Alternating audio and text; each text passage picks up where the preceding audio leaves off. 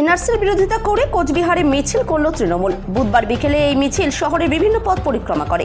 উপস্থিত ছিলেন দলের জেলা সভাপতি অভিজিৎ দে ভৌমিক, কোচবিহারের সাংসদ জগদীশ চন্দ্র বর্মা বসুনিয়া, যুব তৃণমূলের কোচবিহার জেলা সভাপতি স্বপন বর্মন, মহিলা তৃণমূলের জেলা সভানেত্রী সুচিস্মিতা দত্ত শর্মা, কোচবিহার পুরসভার ভাইস চেয়ারম্যান আমিনা আহমেদ, দলের শ্রমিক সংগঠনের জেলা সভাপতি রাজেন্দ্র বৈদ্য, যুব তৃণমূলের জেলা সহসভাপতি সায়নদীপ গোস্বামী থেকে শুরু করে সর্বস্তরের নেতা কর্মীরা। এদিন এই মিছিল কোচবিহার শহরের বিভিন্ন পথ পরিক্রমাকালে কেন্দ্রের বিজেপি সরকারের বিরুদ্ধে সরব হয় কর্মী সমর্থকরা।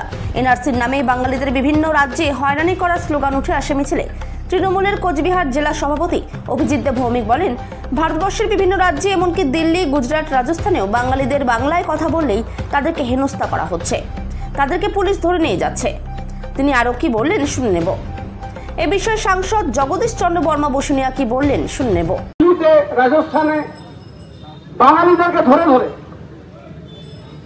তাদেরকে হেনস্থা করা হচ্ছে, লোকাল থানায় নিয়ে যাওয়া হচ্ছে, তাদেরকে গ্রেপ্তার করা হচ্ছে। আমরা কুচবিহার জেলায় কুচবিহার লালদিঘির পার থেকে সাগরদিঘির পার হয়ে ভবানীগঞ্জ বাজার, এনএন রোড হয়ে বিএস রোডের দাসবাজার মোড়ে এই প্রতিবাদ মিছিল আমরা শেষ করতে যাচ্ছি। আমাদের মিছিলে পায়ে পা মিলিয়েছেন কোচবিহারের বাংলার মানুষ, বাঙালি মানুষ, যারা তাকে নির্বাচিত করে সাংসদ করেছেন শ্রী জগদীশ বসুনিয়া। এই মিছিলকে নেতৃত্ব দেওয়ার জন্য শহরের বিভিন্ন কাউন্সিলররা, মহিলা সভানেত্রী, যুব তৃণমূলের সভাপতি, শহরের যুব নেতৃত্বরা, শিক্ষক সংগঠনের প্রাইমারি এবং সেকেন্ডারি নেতৃত্বরা, কুচবিহার ব্লক 1, ব্লক 2 এবং তুফানগঞ্জ 1 নং ব্লক নাটাবাড়ি বিধানসভা কেন্দ্রে যারা আছেন নেতৃত্বরা এই মিছিলে উপস্থিত আছেন। আমি প্রত্যেককে ধন্যবাদ জানাই। আকস্মিক এই মিছিলে গতকাল রাতেই আমরা ঘোষণা করেছি, হাজার হাজার মানুষের এই জমায়েত এটা নিশ্চিত করেছে আগামী বিধানসভা নির্বাচনে বাংলার মানুষের সাথে সাথে কুচবিহার জেলায় বাঙালির যে ভোট তাতে 9-0 করে দেবো আমরা বিজেপি। আমি আজকে সভায় এই মিছিল সমাপ্তিতে আমাদের সাংসদ শ্রী জগদীশ বসুনিয়াকে 2-4টি কথা বলে মিছিলের সমাপ্তি ঘোষণা করবার জন্য অনুরোধ করছি। আমরা গোটা বাংলা জুড়ে তৃণমূল কংগ্রেসের উদ্যোগে বাঙালি বাঁচাও, বাংলা বাঁচাও, বাংলা ভাষা বাঁচাও এর পক্ষে মমতা ব্যানার্জির নেতৃত্বে গোটা বাংলা জুড়ে আজকে রাজপথে তৃণমূল কংগ্রেস নেমেছে।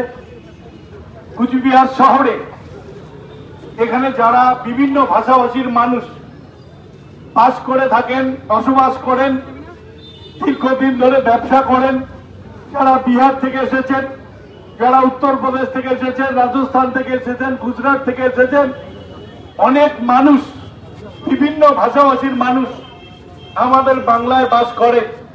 আমরা কখনো ভাবি না যে বাংলায় যারা বাস করে অন্য ভাষাভাষী মানুষ, যারা অন্য ভাষায় কথা বলে তারা ভারতীয় নয়।